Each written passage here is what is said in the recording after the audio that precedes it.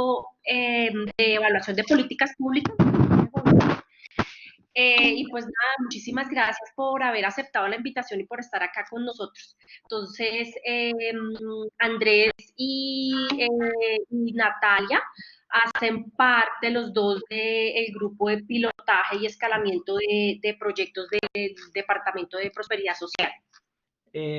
Para nosotros es un placer y es un gusto presentarles hoy la evaluación de la fase 3 de Familias en Acción.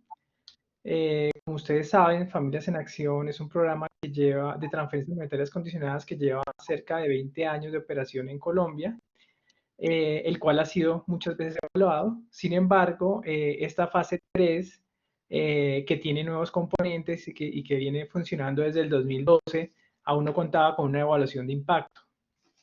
Adicionalmente, el Plan Nacional de Desarrollo y la Ley 1948 del 2019, la cual modifica en parte la Ley 1532 del 2012, por la cual Familias en Acción se convierte en ley de la República, nos indicaba un mandato, y es el de empezar un proceso de rediseño del programa.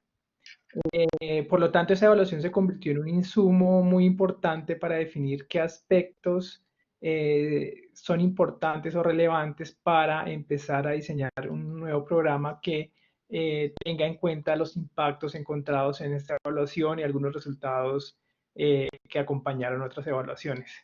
Sí, perfecto.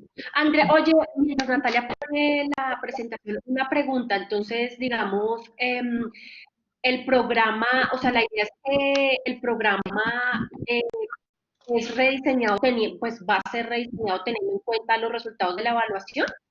Sí, para el rediseño que estamos trabajando, pues vamos a tener como insumo esta evaluación. Tenemos otra evaluación de procesos y de resultados del programa y del componente de bienestar comunitario, que es un componente que no son transferencias, sino que es bien importante porque allí lo que se fomenta es la formación del capital humano de las familias. Y además tenemos en cuenta pues todo el desarrollo normativo que ha tenido el programa, lo que les mencionaba, la ley 1948, que nos hace un llamado a incluir nuevos componentes y todo el desarrollo que se hace en el Plan Nacional de Desarrollo. Allí nos ponen, o sea, nos ponen como objetivo profundizar la atención en la zona rural, tener una atención especial en esas zonas rezagadas que trata el plan. Bueno, otros aspectos que son muy importantes para tener en cuenta en este rediseño que estamos trabajando junto con el Departamento Nacional de Planeación y con la Presidencia de la República. Y una pregunta, y digamos, la idea es que el rediseño, o sea, digamos, como cuándo, como cómo son los tiempos ahí, o sea, cuándo se esperaría que el programa empezara a incorporar los elementos del rediseño. Esa es una gran pregunta porque teniendo en cuenta todo esto que ha pasado con el COVID-19, digamos Sí. que esos programas se están replanteando y como ajustando, porque también estamos muy ligados a la nueva expedición o la nueva puesta en marcha del CISBEN 4, que al Sí. final es uno de nuestros focalizadores más importantes. Entonces, digamos que eso tiene que ser en estos, digamos, en este gobierno, pero no podría decir la fecha exacta en el cual el rediseño empezaría a operar. Ok, perfecto. Muchas gracias. Listo. Bueno, Entonces, Natalia nos va a presentar la metodología, los principales resultados. La idea es, como les digo, no sé, sería útil si ustedes nos hacen comentarios al final para ver si se puede tener en cuenta en el diseño, ver cómo son impresiones y al final pues variar estos resultados que para nosotros de verdad es un gran esfuerzo y además que se construyeron, esa evaluación se construyó a partir de registros administrativos que creo que no se había hecho acá en Colombia, entonces es un gran esfuerzo que hace el DNP por hacer este tipo de evaluaciones, como les decía, que es muy valiosa para el proceso que estamos viviendo al interior de prosperidad social. Te los dejo con Natalia, que hace parte del grupo de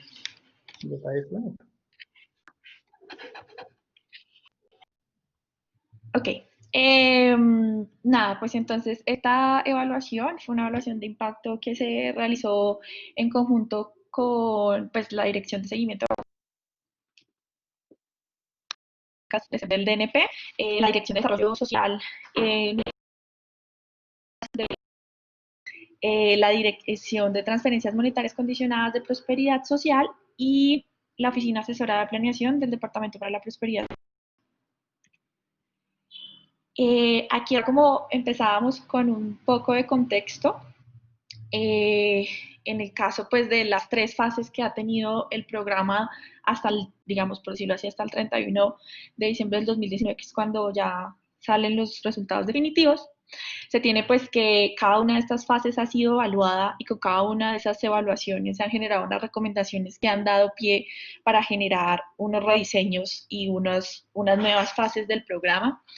En la fase 1 del programa que se dio entre el 2000 y el 2006 era una fase netamente rural, se atendían únicamente municipios con menos de 100.000 habitantes, se focalizaba con un CISBEN, en ese momento era la primera metodología del CISBEN y se focalizaban hogares que se encontraron en el nivel 1 del CISBEN 1. Era población en su mayoría rural, población en situación de desplazamiento, y se atendieron aproximadamente 700.000 familias. Esto en el contexto de la crisis económica que acababa de pasar en los 90 y digamos fue una respuesta del gobierno en su momento. En el caso de la fase 2, que se da entre el 2007 y el 2012, se genera como lo que se llama el escalonamiento. Es la fase en la que el programa pasa a centros urbanos medianos y grandes. Adicionalmente empieza a atender a población indígena y a la población de la red Juntos, que es la estrategia para superación de pobreza extrema que en el gobierno de Uribe también se creó. Se atendieron aproximadamente 3 millones de familias.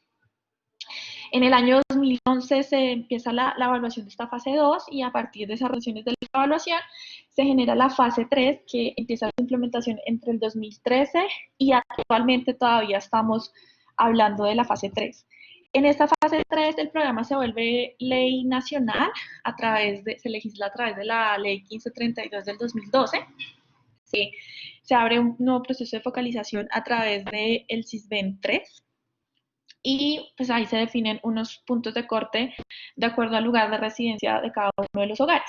Se van a atender 4 tipos de población: población indígena, población en situación de desplazamiento, la red Juntos, que ahora pasa a llamarse Unidos.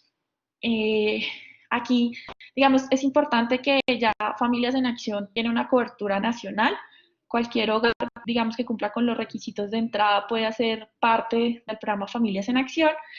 Y el programa va a pagar de forma diferenciada de acuerdo al municipio donde se encuentra ubicado el beneficiario y de acuerdo a la población a la que pertenece, entendiendo la población si es indígena, desplazados, unidos o únicamente por parte del CISBEN.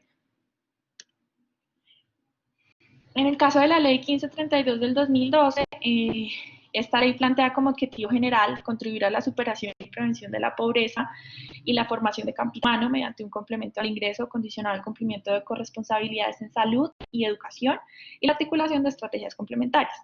Como objetivos específicos se define impulsar la asistencia a los controles de crecimiento y desarrollo de los niños y niñas menores de 6 años, incentivar la asistencia y permanencia escolar en los niveles de transición, básica primaria, básica secundaria y media de los niños, niñas y adolescentes entre los 4 y los 18 años, promover la participación de las familias en las acciones complementarias focalizadas sobre esta población y contribuir a la disminución de la desigualdad, al cierre de brechas regionales, urbanas y centroperiféricas.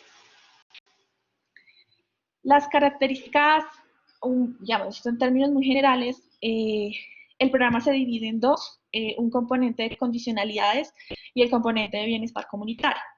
En esta evaluación nos vamos a centrar en el componente de condicionalidades. En el programa, entonces, dentro del componente de condicionalidades, se tienen dos tipos de transferencias. Una transferencia que se paga por la condicionalidad, por el cumplimiento de las condicionalidades relacionadas con educación, y otra que se paga como el cumplimiento de la condicionalidad de salud. En el caso de educación, se va a pagar una transferencia bimestral condicionada a la asistencia de por lo menos el 80% de las clases de los niños y adolescentes que asisten al colegio. Se va a pagar diferenciado por grado educativo, municipios y focalizador. En el año 2011, cuando sale la evaluación, en los resultados de la evaluación, pues se ve un gran reto en los jóvenes y sobre todo como en media. Entonces, a partir de eso se propone pagar de manera diferenciada a los jóvenes, entre más cerca estaban a su graduación, mayor es el valor de la transferencia monetaria condicionada.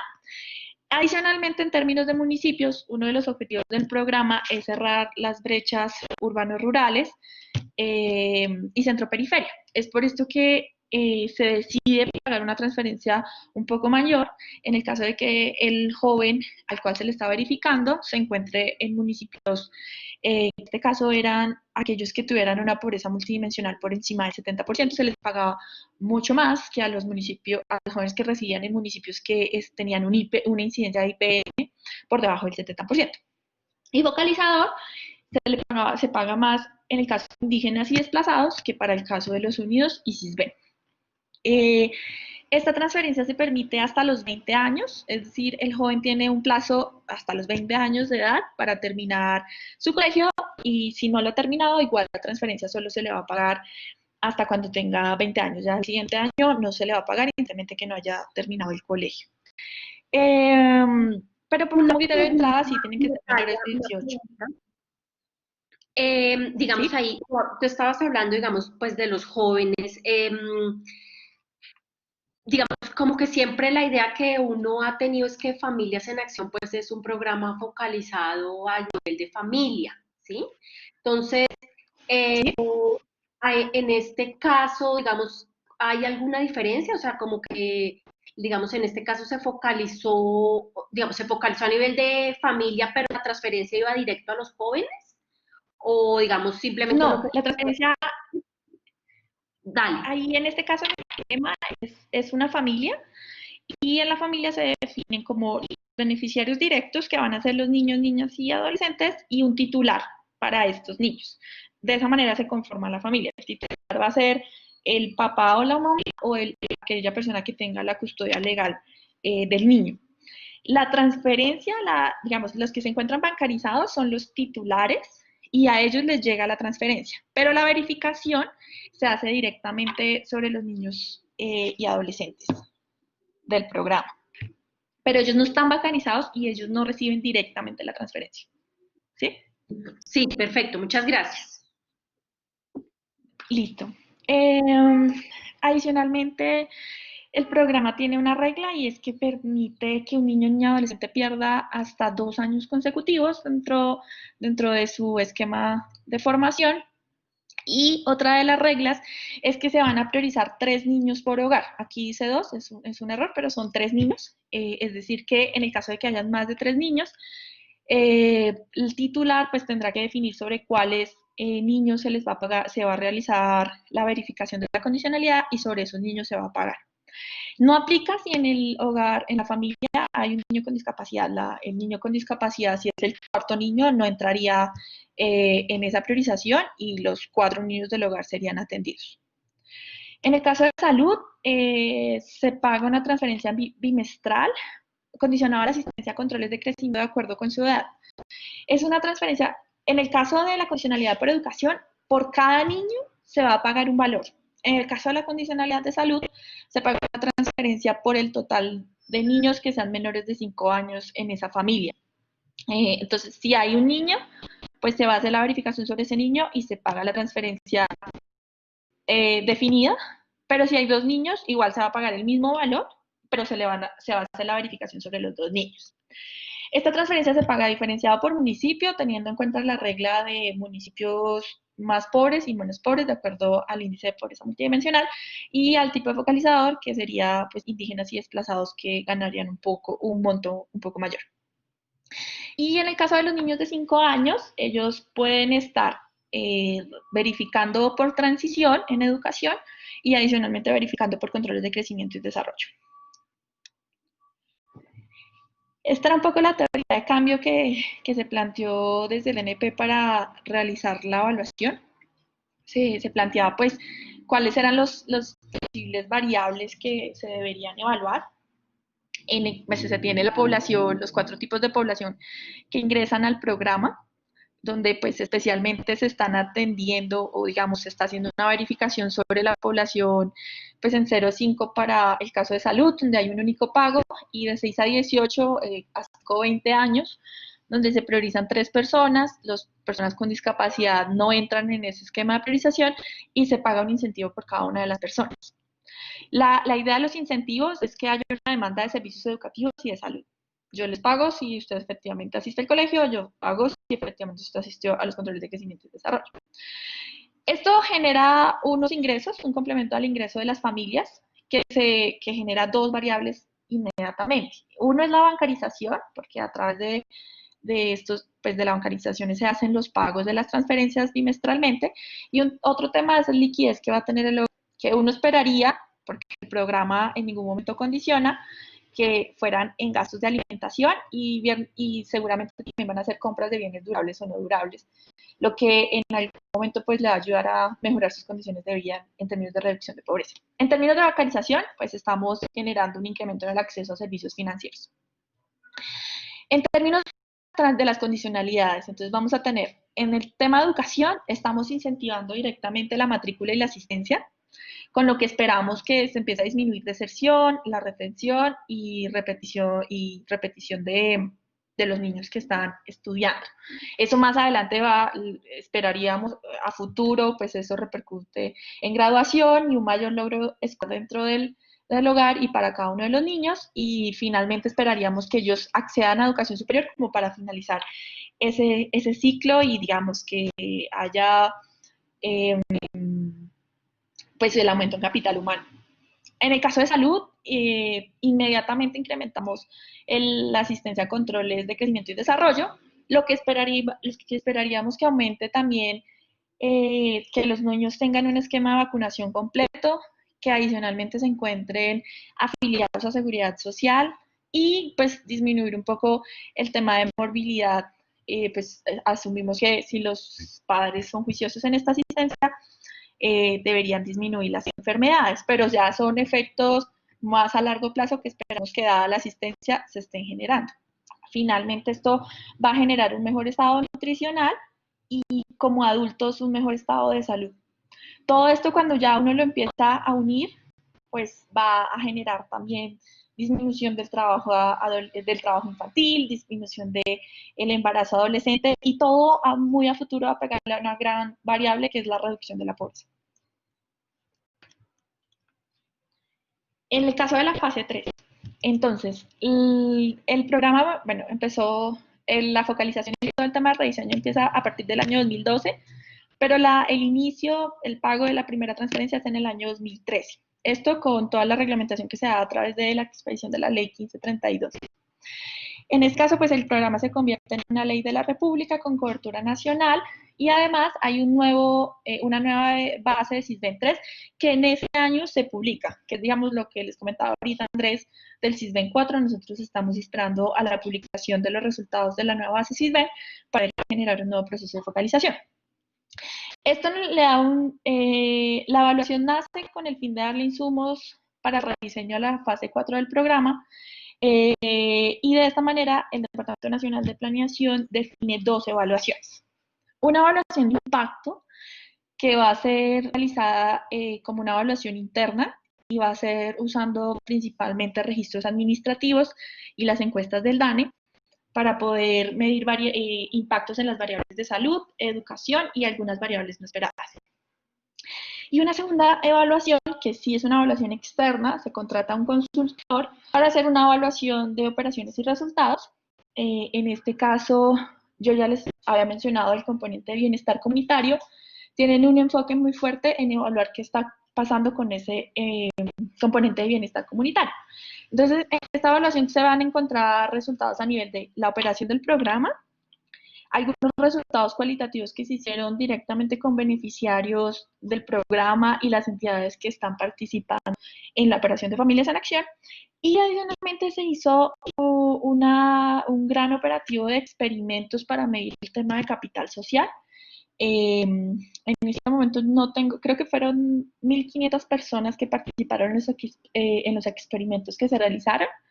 Entonces fue un operativo bastante grande donde se encontraron bastantes resultados relacionados con el tema de capital social y cómo ese componente de bienestar comunitario puede estar generando redes dentro de la población beneficiaria de Familias en Acción y que dará recomendaciones de cómo se puede aprovechar este espacio para poder generar como unos impactos adicionales o como una potencia que los beneficiarios estén tan conectados. En este caso de la presentación nosotros nos vamos a enfocar en la evaluación de impacto. Igual la evaluación externa está pública en Sinergia por si ustedes quisieran verificar los resultados que están allá. Entonces, para el caso de la evaluación de impacto, se tienen pues acá unas fuentes de información. Se utilizó la encuesta nacional de calidad de vida. En esta encuesta nosotros teníamos variables de educación, como asistencia escolar, rezago escolar, acceso a la educación superior. En términos de salud podíamos revisar controles de crecimiento y desarrollo, vacunación, seguridad alimentaria, embarazo adolescente y otras como mercado laboral, se revisaba pues el tema de trabajo infantil. En cuanto a registros administrativos, nosotros contamos con el CIMAT, un panel que se construyó desde el año 2014 hasta el año 2016, en donde se podían estimar variables de matrícula, rezago escolar, deserción, repitencia, graduación y probabilidad de pasar de un año a otro. También estaba el SNIES para estimar la matrícula en educación superior y las pruebas Saber 11 para estimar si habían impactos en términos de calidad de la educación basados en el puntaje que obtienen los beneficiarios. También se armó un panel transversal, por decirlo así, con la encuesta nacional de calidad de vida. Se han realizado los levantamientos desde el año 2013 hasta el 2018 para poder medir algunos impactos relacionados con pobreza multidimensional, intensidad de esa pobreza multidimensional, pobreza monetaria y pobreza extrema. Una pregunta, Natalia. Sí. ¿Qué es o sea, pues como para contarles a los estudiantes, qué es el CIMAT, en qué, digamos, dentro de qué entidad se maneja? El CIMAT, entonces, es el sistema de matrícula de Colombia. Todos los colegios reportan la matrícula desde pues, menos de transición, todo el preescolar, que sería prejardín, jardín, transición, todo el ciclo, digamos, de colegio que va desde primero hasta 11 y adicionalmente uno puede encontrar información sobre ciclos para adultos. Entonces, todo el tema de matrícula para la formación de preescolar, primaria, básica y media. Eso lo maneja directamente el Ministerio de Educación. En el caso del SNIES es algo similar al CIMAT, pero a nivel de educación superior. Fue una base de información donde se reporta la matrícula a nivel de programas técnicos, tecnológicos y universitarios y de posgrado sobre todas las entidades oficiales y no oficiales del país. Y en el caso y también lo maneja el Ministerio de Educación. En el caso del Saber 11, esta fuente la maneja ICFES y es pues simplemente los resultados de las pruebas Saber 11 que presentamos todos nosotros cuando nos encontramos en grado 11 para poder, bueno, no para poder graduarnos, porque es importante aclarar que no es obligatorio la presentación de Saber 11, sino no para la graduación, sino para la entrada a la educación superior.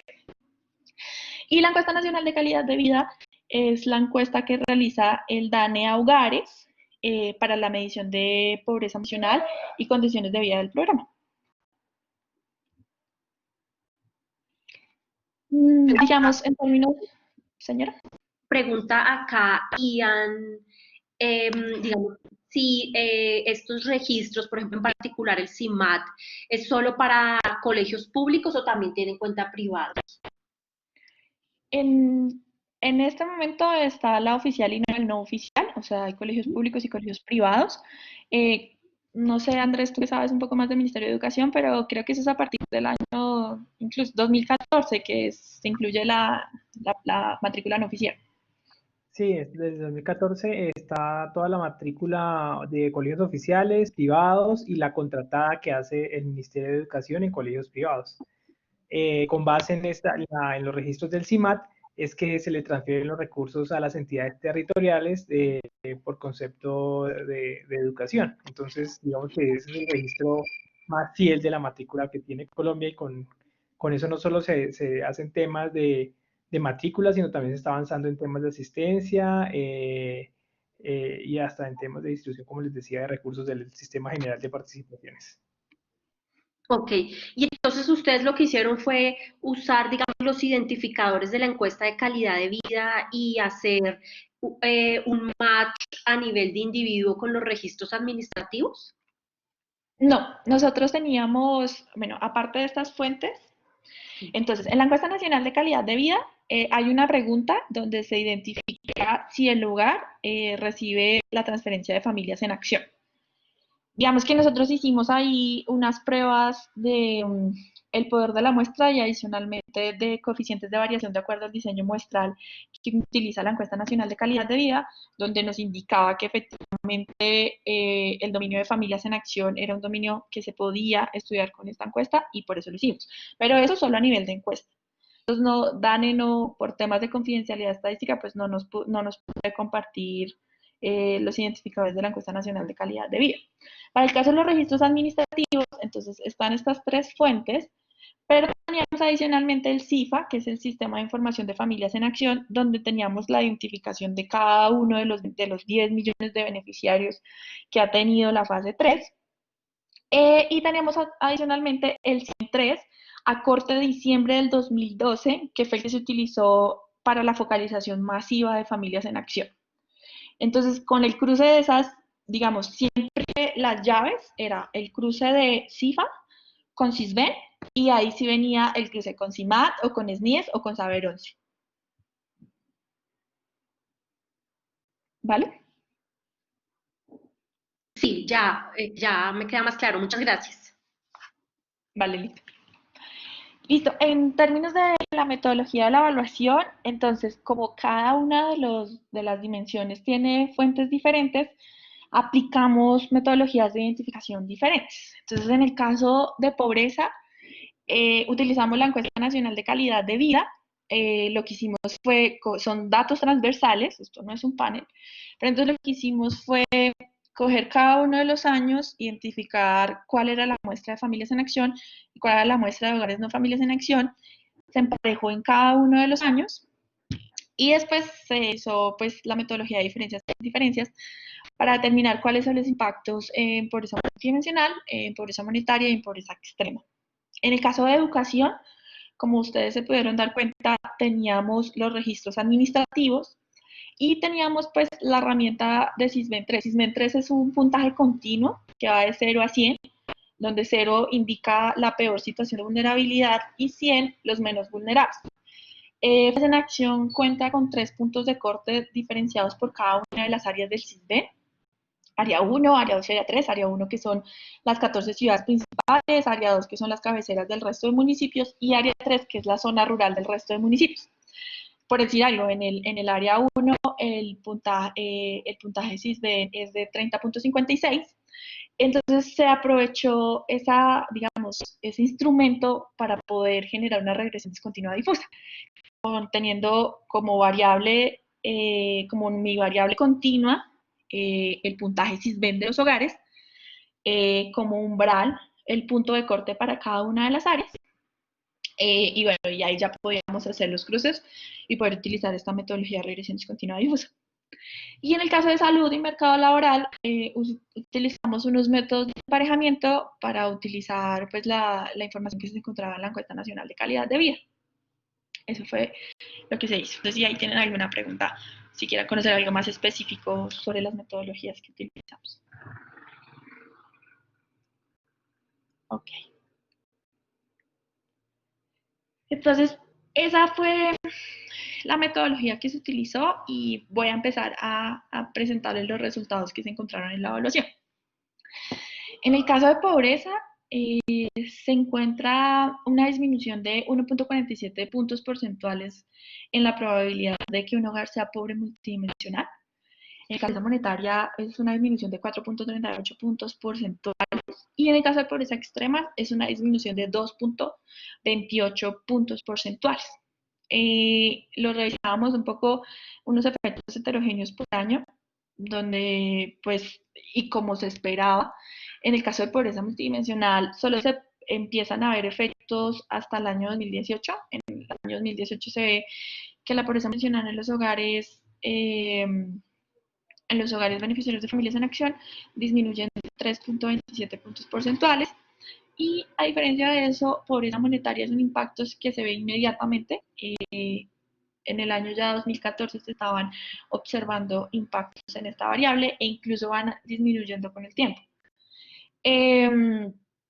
Pues esto es a causa de que, bueno, finalmente estamos siendo un complemento al ingreso, lo que hace que fácilmente cambie su situación de pobreza monetaria.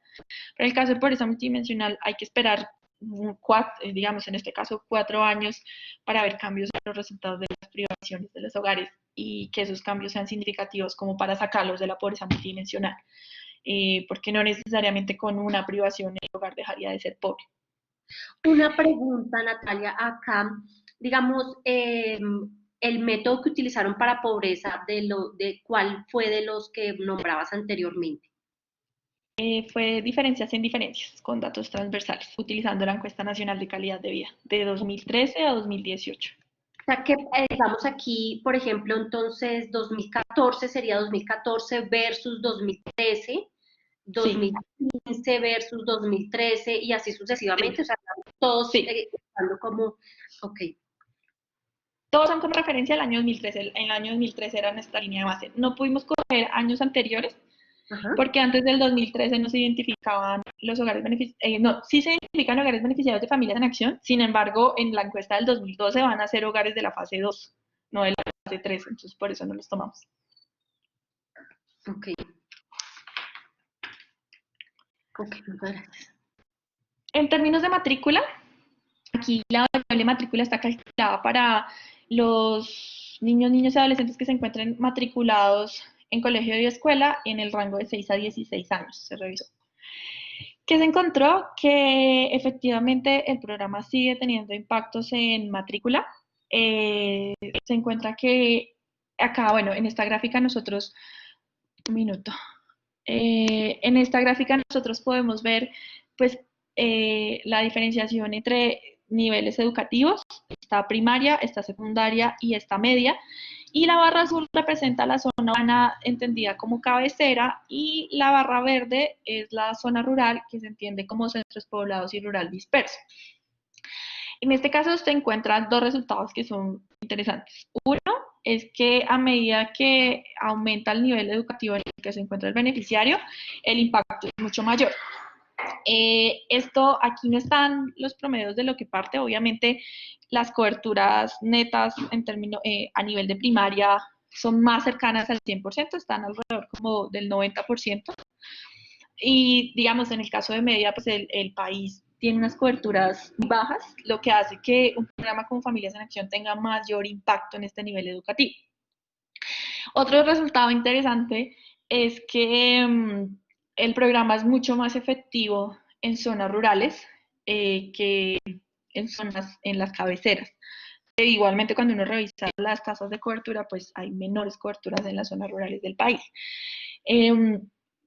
Acá, digamos que un poco responde a lo que se propuso desde el rediseño de la fase 3, que era, pues, efectivamente aumentar los impactos de la zona rural y con la transferencia diferenciada, pues, aumentar los impactos en los mayores niveles educativos de los beneficiarios, o sea, donde se tiene el riesgo de que se genere deserción y que los beneficiarios no continúen con su ciclo escolar. Otro tema interesante acá es sobre personas con discapacidad. Encontrábamos que las personas que tienen discapacidad tienen una probabilidad mayor de matricularse, que es un valor de 17 puntos porcentuales, comparado con el total de beneficiarios que no tienen discapacidad, donde tienen una probabilidad de matricularse de 11 puntos porcentuales.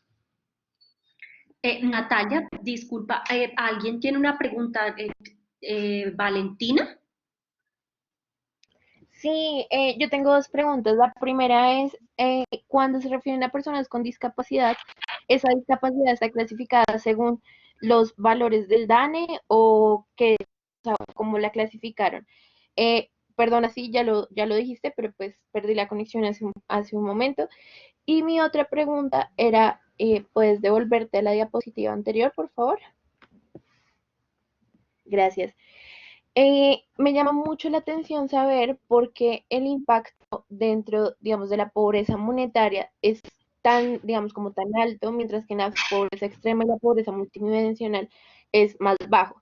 Entiendo por lo que llegaste a explicar que es porque, o sea, como que hay un mayor impacto debido a que se ataca, pues, como directamente el problema en la pobreza monetaria, pero no entendí por qué, digamos, hay tanta variación entre la pobreza extrema y la pobreza multidimensional. El, la pobreza multidimensional está conformada por 15 privaciones. Esas, digamos, se supone que si un hogar tiene por lo menos 5 de esas privaciones, es con más de 5, mayor o igual a 5 privaciones, va a ser considerado pobre. Entonces, digamos, ahí también, aquí en la presentación no está, pero pues tema de intensidad de pobreza, que es lo que se llama el A del IPN. En ese caso, pues hay unas privaciones que se están atacando directamente, que serían pues todas las de la dimensión de condiciones de la niñez y la juventud, asistencia escolar, trabajo infantil y atención integral a la primera infancia, como se mide, no lo impacta tanto familias en acción. Pero digamos, en términos de asistencia escolar y trabajo infantil, esas serían las únicas dos privaciones que al cumplimiento de las condicionales el programa debería cambiar totalmente. Pero pues digamos que en el momento de la focalización no todos los hogares tenían estas privaciones, o sea, no necesariamente se focalizan hogares que están en inasistencia escolar u hogares que tengan temas de trabajo infantil. Obviamente a los 0 hogares pobres vamos a encontrar en la muestra personas con esta condición. Pero en lo que el supuesto de pobreza multidimensional es que son cambios en otro tipo de privaciones. En ese caso, pues seguramente los hogares hicieron una inversión en otro tipo de variables, por decir algo, con la transferencia pudieron haber comprado, pudieron haber modificado su vivienda o han pasado tanto los años que ya los jóvenes hacen parte del promedio del logro educativo del hogar. Entonces, digamos, por eso se toma tanto tiempo el cambio de una privación, porque, pues, digamos, tuvo que haberse dado el ahorro del hogar para hacer la modificación en su vivienda, o que el niño lleve tantos años que ya sea significativo para el promedio de bajo logro educativo del hogar, eh, o bueno, digamos, no sé qué otro tipo, ahí ya tendríamos que entrar a revisar cuáles son las privaciones que más se están moviendo en términos de pobreza multidimensional. Y lo del caso de monetaria es, pues, efectivamente nosotros ya estamos desde la primera verificación, pues se les está consignando una transferencia a los hogares, pues que efectivamente modifican los ingresos, pues son el cumplimiento del ingreso del hogar. Ahí, de pronto, como para complementar, digamos, también el tema es finalmente pobreza, digamos, el fenómeno de pobreza monetaria, digamos, con respecto al fenómeno de pobreza multidimensional. Digamos, pobreza multidimensional puede considerarse como un fenómeno de carácter más estructural, mientras que, digamos, la pobreza monetaria tiene un carácter cíclico y varía en el tiempo, pues porque está mucho más relacionada, digamos, con las condiciones de empleo de los miembros del hogar. Entonces, digamos, el tema, digamos, pobreza multidimensional, como es un fenómeno de, digamos, de múltiples privaciones que sufre el hogar al mismo tiempo, digamos, transformar esa condición a través de políticas públicas es más difícil, pero pues por supuesto, digamos, una vez se llegan, digamos, como que se alcanzan logros en esa dimensión, es, digamos, es más perdurable en el tiempo. ¿Sí? Entonces es más difícil moverlo, o sea, digamos, es más difícil generar un impacto, pero también, digamos, uno esperaría que los impactos perduren en el largo plazo. Okay. Y en términos de discapacidad, pues la medición, la pregunta está hecha como si usted tiene una condición permanente que le dificulte, y ahí están como creo que son 7 preguntas, ¿no? De ver, oír, hablar, temas cognitivos, etc. Pero está dado como de si tiene una condición permanente. Bueno, eso era lo que encontramos en términos de matrícula. Aquí teníamos un cuadro un poco más diferenciado. Nosotros comparábamos por nivel educativo, por los grupos de municipios. Grupo 1 es Bogotá, grupo 2 son 24 ciudades principales, grupo 3 los municipios con un IPM menor al 70% con la medición del Censo Nacional de Población y nivel 5, y grupo 4 con un IPM mayor al 70%, diferenciado por zona urbano y rural, entendida como cabeceras y resto del municipio, donde encontramos que efectivamente hay impactos en casi todas las desagregaciones, pero adicionalmente el resultado interesante es el impacto es mayor si el municipio es más pobre, si estamos en zona rural y a mayor nivel educativo. Entonces, digamos, como el esquema de transferencias funcionó para potencializar impactos en en las zonas rurales, que era la idea, y adicionalmente en los niveles educativos más altos. En términos de promoción educativa, pensando en los niños que pasan de transición a primaria, los niños que se encuentran en quinto de primaria y pasan a sexto, los niños que se encuentran en grado noveno y pasan a décimo, y aquellos jóvenes que se encuentran en grado 11 y unos miran el tema de graduación. Eso se revisó pues con el panel, se revisaba pues el año en el que se encontraba cada uno de los jóvenes y se hacía la promoción a cada uno de los siguientes niveles, asumiendo pues que el cambio de nivel son los niveles en mayor riesgo. En el caso de Colombia y sobre todo, por ejemplo, en las zonas rurales, pues en la zona rural se pueden encontrar colegios o escuelas con primaria, pero pues ya para secundaria tienen que ir a estudiar a la cabecera, o solo hay una escuela en la zona rural con secundaria, entonces tienen que movilizar mucho y eso causa bastante deserción, y peor sucede en la media. Entonces, digamos, estos saltos pues son los de mayor riesgo y fueron los que se revisaron. En ese caso, pues no se encontraron efectos de la promoción transición primaria. En el caso de la promoción primaria y secundaria, sí se vio un impacto de un aumento de 5 puntos porcentuales en la probabilidad de pasar de quinto a sexto. En el caso de secundaria no se encuentra ningún efecto significativo, y de media a graduación tampoco se encuentra un efecto significativo. Aquí en el caso de graduación, el Ministerio de Educación no tiene una base de graduados. Teníamos una variable que se llamaba eficiencia dentro del CIMAD, que lo que indicaba era si el joven había o no aprobado el año, y a partir de eso pues se hacía el supuesto de que si aprobó el año efectivamente generó la graduación. En términos de variables como repitencia y deserción, entonces para cada una se revisaron dos bloques de variables. A nivel de un año, es decir, el joven se encontraba en quinto de primaria y el siguiente año se encontraba en quinto de primaria de nuevo. Y a nivel de 2 años es que en el año 2014 se encontraba en quinto de primaria, en el año 2015 en quinto de primaria y en el año 2016 en quinto de primaria. En el caso de deserción, pero pues en este caso era pues el joven aparecía en 2014, desaparece en el año 2015, y el otro deserción interanual 2 años es el joven está en 2014, desaparece en 2015, pero tampoco aparece en 2016. En este caso, pues se encontraron sobre todo efectos para el caso de repitencia, se encontraron efectos en las zonas rurales. Entonces hay una disminución de la probabilidad de repetir un año escolar en los municipios que tienen una pobreza, en la zona rural del municipio con pobreza multidimensional mayor al 70%.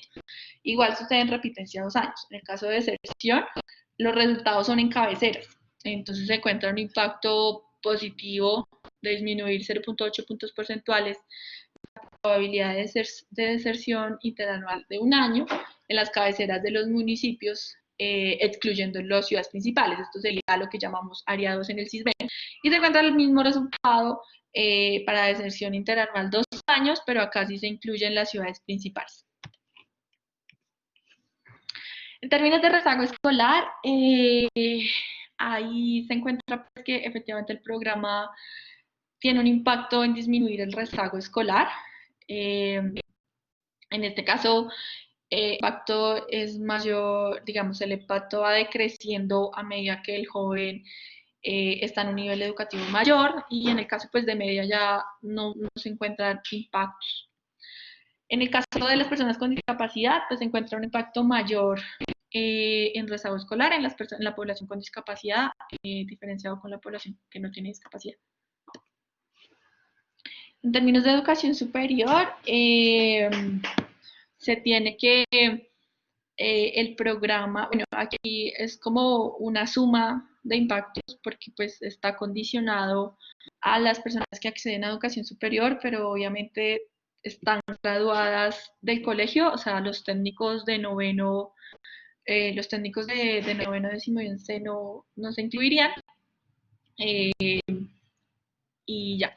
Y adicionalmente, pues que estuvieran en un intervalo de tiempo del que teníamos los registros administrativos. Es decir, si el joven se graduó en el año 2012 y estaba estudiando, entrando a estudiar en el año que revisamos la base, pues era más difícil detectarlo. En este caso se encuentra que hay un impacto positivo en ciudades principales. El programa aumenta en 12 puntos porcentuales la probabilidad de ingresar a educación superior.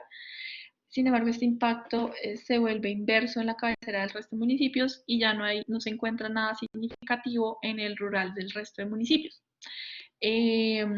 Acá digamos que una de las estrategias que tiene Prosperidad Social en términos de educación superior es el programa Jóvenes en Acción, y pues en este caso también se trabaja en el rediseño de este programa, y lo que se espera es cómo potencializamos efectos en municipios pequeños donde no hay oferta para educación superior, y pues mucho más grave en zonas rurales, cómo podríamos incidir en este tipo de municipios y en este tipo de zonas.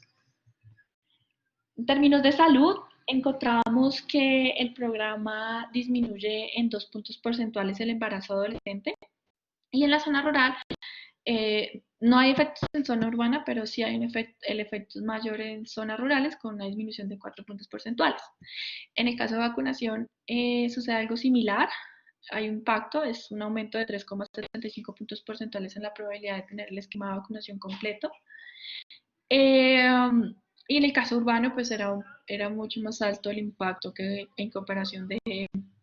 en el área rural era mayor el impacto en comparación de las cabeceras. Igualmente pasa con controles de crecimiento y desarrollo y asistencia al médico. En la mayoría de los impactos es muy notorio que los impactos son mucho mayores en las zonas rurales, y pues hay también que tener en cuenta que las zonas rurales están más rezagadas en términos de estas variables.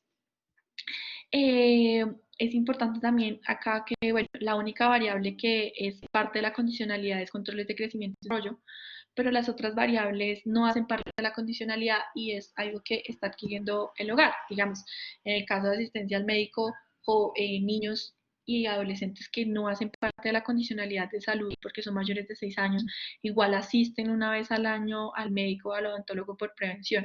Entonces, digamos que esto es un aumento al capital humano de los hogares. Y en términos de mercado laboral, pues encontraba que efectivamente el programa reduce el trabajo infantil. En el caso nacional se encuentra una disminución de 1,62 puntos porcentuales, pero este impacto es más significativo en la zona rural, porque bueno, incluso en las cabeceras el impacto no es significativo, y en zonas rurales es 3,71 puntos porcentuales. Esta variable, aunque esta variable pues no está muy controlada, porque acá lo que se revisó era si el programa tenía incidencia en los ninis, entonces era la población joven que no estudia, no trabaja, no busca empleo del hogar. Sin embargo, acá, como era con la encuesta nacional de calidad de vida, no se podía hacer control de que estos jóvenes hubiesen sido beneficiarios de Familias en Acción. Entonces, son simplemente jóvenes que viven en los hogares beneficiarios de Familias en Acción, donde se está encontrando como este impacto en el que efectivamente los jóvenes en estos hogares pues tienen una probabilidad de 4 puntos porcentuales por debajo de de que los jóvenes no estén en esa inactividad, y pues este impacto es mucho mayor en las zonas rurales. Teníamos como unas conclusiones, y era pues efectivamente el programa de reducción de la pobreza monetaria multidimensional, y sin embargo en el caso de pobreza multidimensional solo se encuentran efectos significativos hasta el año 2018. Pues que era lo que ya lo habíamos hablado, se demora un poco más y digamos es algo esperado que que se tomara más tiempo en obtener impactos en esta variable. Se encuentra también que al desagregar la variable asistencia escolar por nivel educativo y zona de residencia urbano-rural, se encuentran efectos más altos en los niños rurales y un mayor impacto en personas que tienen discapacidad. En cuanto a promoción de un nivel a otro, se encuentra solo un efecto positivo de pasar de quinto a sexto y en los otros niveles, incluyendo graduación, no se encuentran efectos significativos. No hay efectos en repitencia y la variable de sesión tiene efectos en cabecera. Para la variable extradat se encuentran impactos para los residentes de las zonas rurales y para el nivel media el impacto es negativo. En temas de calidad del programa no, pues lo revisábamos en términos de la prueba Saber 11, pues no se encontraron efectos positivos y adicionalmente no está en la presentación, es porque en términos del modelo de tipificación de los impactos que se utilizó, pues habían supuestos que no se estaban cumpliendo, entonces por eso no se presentaron esos resultados. El programa tiene efectos en educación superior para ciudades principales.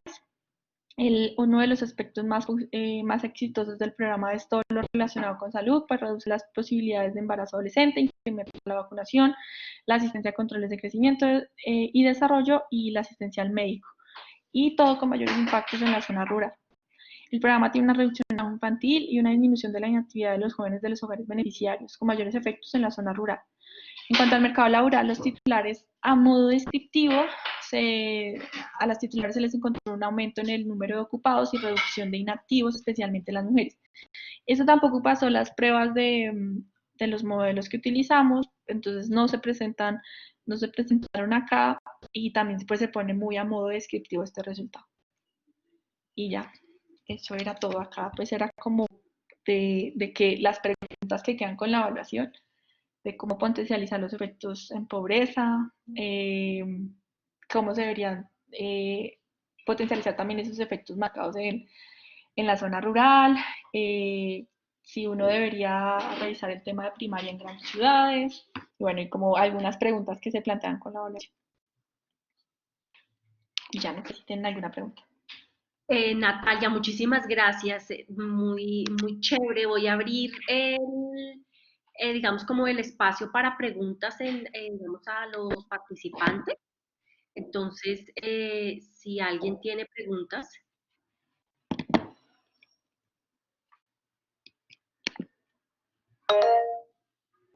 Valentina. Yo tengo una pregunta sobre la categoría de trabajo infantil. Entonces, pues, por ejemplo, pues yo conozco el caso cercano de Paz de Ariporo en algunas, en Casanare.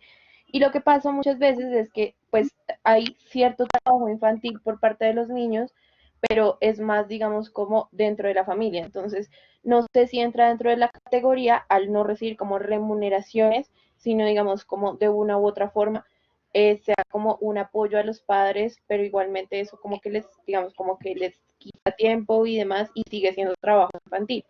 Entonces, no sé si eso entraría dentro de la categoría o cómo están midiendo esa categoría. No, no entra, digamos, el tema de ayudas en el hogar y cuidados de otros miembros del hogar, no lo miramos. Y en este caso lo que se revisó fue para los niños entre 12 y 17 años que se encontraban ocupados, pero ocupados con la pregunta de qué actividad realizó la semana pasada.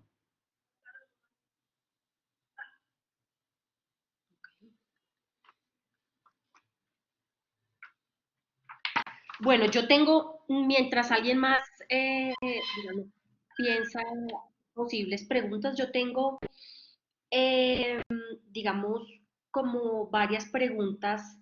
Bueno, la primera es, digamos, que no sé que no está en esta evaluación, pero digamos en evaluaciones anteriores me imagino que se hizo y es qué evidencia hay con respecto a en qué gastan los recursos las familias.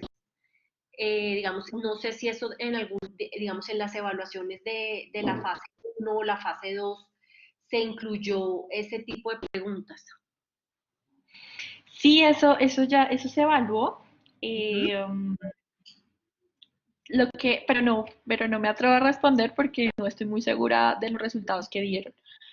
Obviamente salían a nivel del promedio, pues lo que se esperaba en gastos en temas de alimentación, mejores alimentos, y obviamente habían casos pues de que uno de gastarse plata en peluquería o en otras cosas que no eran como lo que esperábamos que fueran los gastos de los hogares. Pero como tal el resultado así específico que dio, yo no lo tengo en este momento, sí se evaluó, eso se evaluó en las evaluaciones que hizo Horacio Atanasio. Ok, o sea, como en la fase uno. No, mira, pregunto porque, digamos, ahora desde la Escuela de Gobierno estamos en un proyecto, digamos, de varios países, comparando programas de transferencias condicionadas de varios países.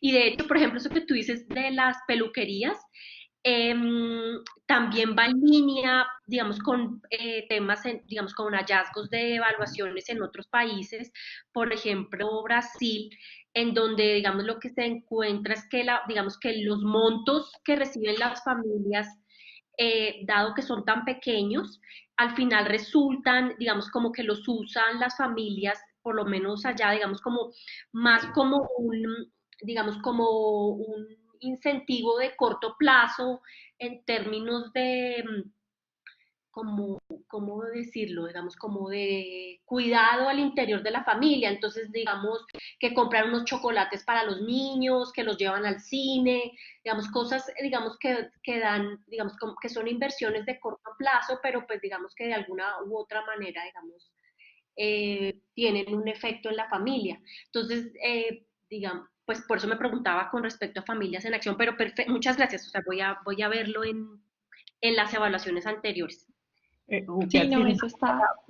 para responderte la pregunta, si efectivamente en la evaluación que se hizo de corto plazo en el 2008 se encuentra que las familias de la zona rural en su mayoría, los incentivos los utilizan básicamente para comprar zapatos y ropa para los niños y las niñas, mientras que en la zona rural lo utilizan para útiles escolares. En la zona urbana, perdón, lo utilizan para útiles escolares. Y también se evalúa, ahí hacen la pregunta sobre alcohol y tabaco y lo que se encuentra es que no, mejor dicho, esos recursos no son utilizados para esto. Adicionalmente, desde el componente de bienestar comunitario se hace un trabajo muy fuerte para garantizar, o no garantizar, más bien para concientizar a las familias sobre el uso de los incentivos. Entonces, en muchos casos también las mismas familias hacen control social sobre en qué están gastando a las madres los incentivos. Ok, muchas gracias. ¿Alguien tiene más preguntas?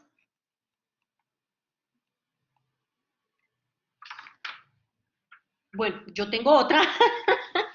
Entonces, digamos, Natalia, tú al principio nos hablabas de, digamos, digamos, que dividieron los municipios para hacer la focalización geográfica entre los que tienen digamos, un número de privaciones en el IPM mayor al 70%. O sea, digamos, los que tienen mayor al 70% y menor al 70%, para priorizar, digamos, los de mayor pobreza multidimensional. Entonces, mi pregunta es, digamos, ¿cómo llegaron a ese puntaje? Es como, digamos, ¿se decidió en términos de los recursos disponibles o en términos de que decidieron eso? Yo no tengo esa respuesta porque eso, digamos, fue parte del rediseño de la fase 3 donde estuvo como Roberto Angulo, Natalie Gómez y Francisco Ujú. Espinosa y bueno, más personas. Sé que pues la idea era, en este caso, esto se utilizó la incidencia H municipal del censo, la IPM, y se tomó la mediana. Entonces, básicamente, no creería que fue por temas de recursos, sino simplemente se dividió el país en dos, los municipios más pobres y los municipios menos pobres. La mediana de la incidencia de pobreza multinacional para el censo 2005 es el 70%. Entonces, Ah, ok, simplemente una visión mitad y mitad. ok, ya. Ujú. Muchas gracias. Vale. Valentín.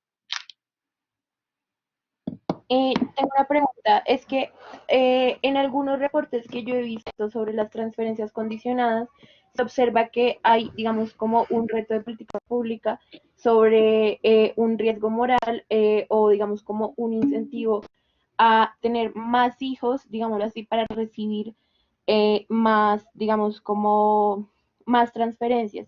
Entonces quiero ver si eso en algún momento lo evaluaron y pues si les lanzó algún resultado. Pues digamos, la variable que más se acerca a tu pregunta que se evaluó en esta fase, bueno,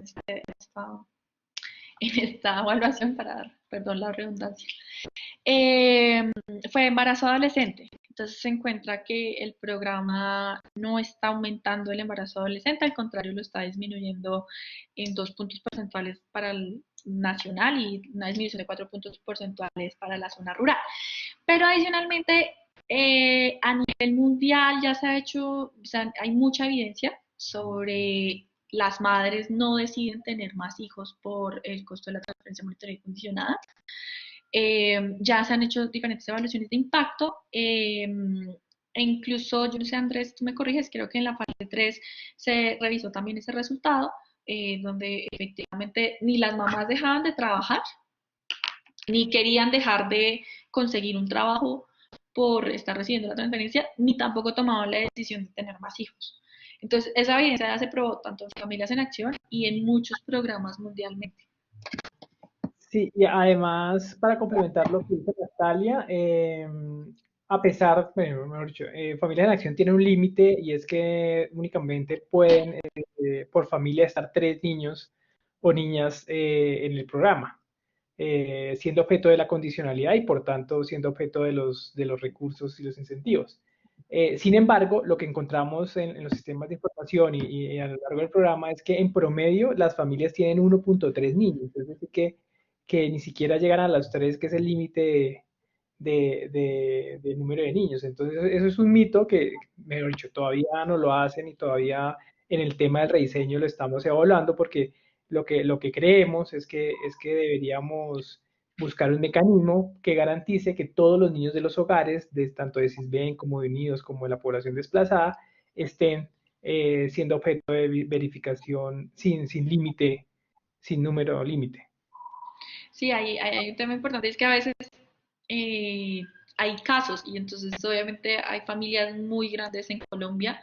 Encontrábamos cuando hacíamos análisis, encontrábamos familias con 16 niños. Pero entonces, ahorita en el rediseño evaluábamos como, pues es injusto que porque 5 familias en Colombia tengan esta situación, estemos pues quitándole ese seguimiento al total de los niños del hogar, porque finalmente a nosotros nos interesa es que todos los niños de los hogares que estamos atendiendo, estos hogares pobres, asistan al colegio, no como solamente una priorización. Aunque dentro de la evaluación, ya en el documento, pues se hizo ese análisis de si la priorización está ocasionando que niños dentro del hogar dejaran de asistir. Y pues se encontraba que no había diferencias significativas entre los niños priorizados y los niños no priorizados de los hogares. Súper, mil gracias. Yo tenía una pregunta. Andrés, cuando tú mencionaste que el programa tenía como restricción solamente darle ese privilegio, digamos, como a 3 niños por cada familia, digamos, como esa limitación, ¿solamente la tiene la fase 3 o la tiene desde la fase 1 del programa desde su creación? Andrés creo que se desconectó, pero es desde la fase 3. En la fase 3 se definió esa condicionalidad y pues también la condicionalidad de que para los menores de 5 años era una transferencia por hogar y no por persona, también como una forma de desincentivar pues que tuvieran más niños. Entonces pues finalmente va a ser una transferencia por hogar. Qué pena me salí, pero sí que no escuché la pregunta. No, ya pues era sobre No. la condicionalidad de los 3 niños. Ok. Ah, ok, listo, dale, muchísimas gracias.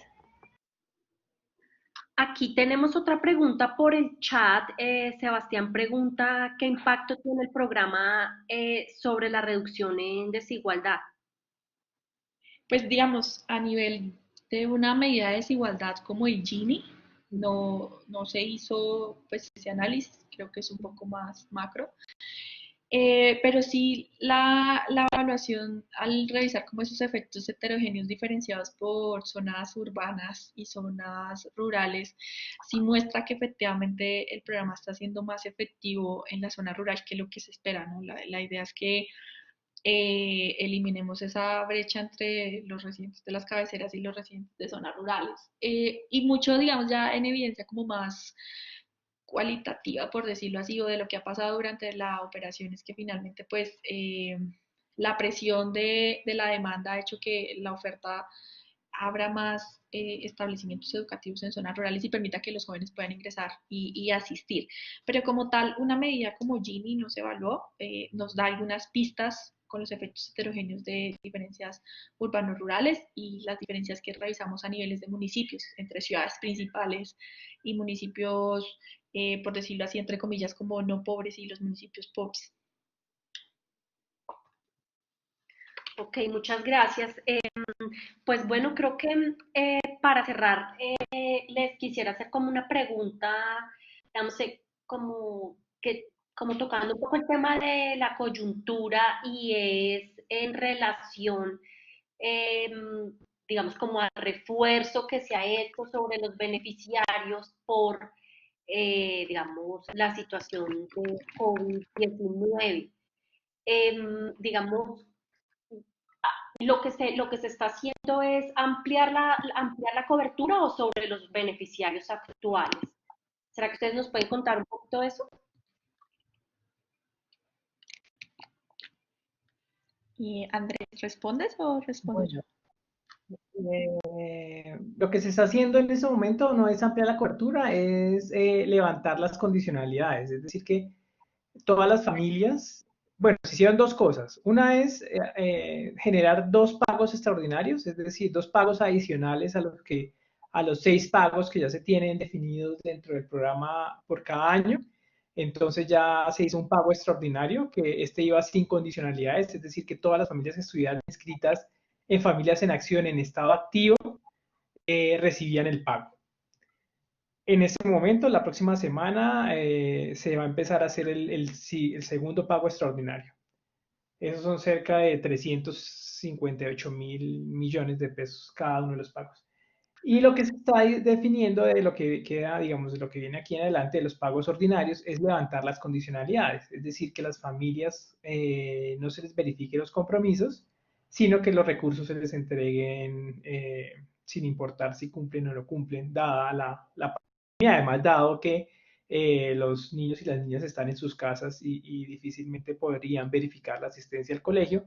Igual para el tema de salud, difícilmente podían asistir a las citas de controles de crecimiento y desarrollo. Ok, muchas gracias.